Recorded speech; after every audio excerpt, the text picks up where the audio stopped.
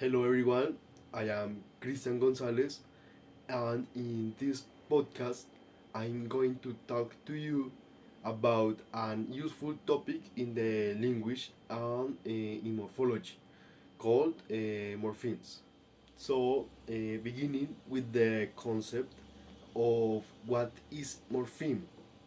A morpheme is the minimal grammatical unit within a language. A morpheme is different from a word because a morpheme may or may not stand alone. Um, Whereas a word, by definition, is freestanding meaningful unit. Sometimes a morpheme stands by itself and has a meaning of its own. It is considered a root or free. So words such as sun, hair, dog, paper are some examples. On the other hand, we have the bound morpheme. A bound morpheme is a word element that cannot stand alone, like a word. The bound morphemes include both prefixes and suffixes the common way. Attaching a bomorpheme to a free morpheme creates a new word, such as by adding the prefix dra to the verb start. It creates a new word or at least a new form of a word. In this case, restart, represented in the sound and writing by word segments called morphs.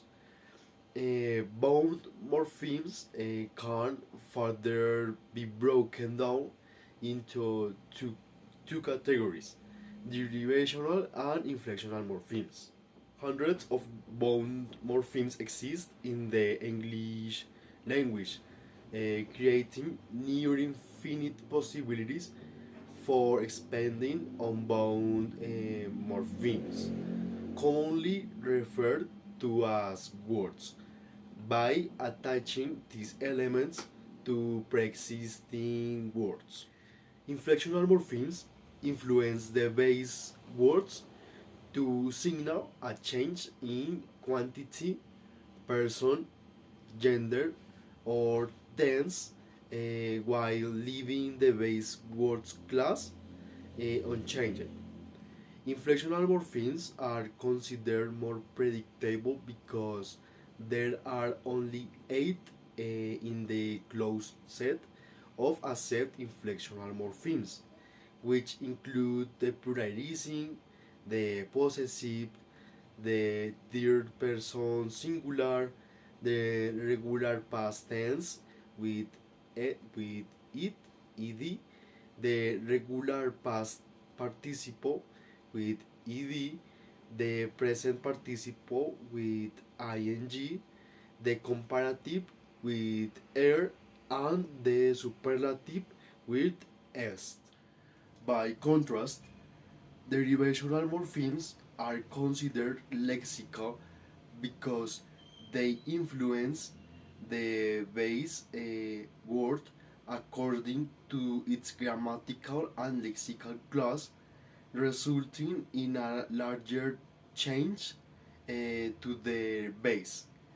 Derivational morphemes include suffixes like li, er, nes, and ment, and prefixes like an, pre, and trans. Often, these additions change the part of the speech of the base word that they're modifying.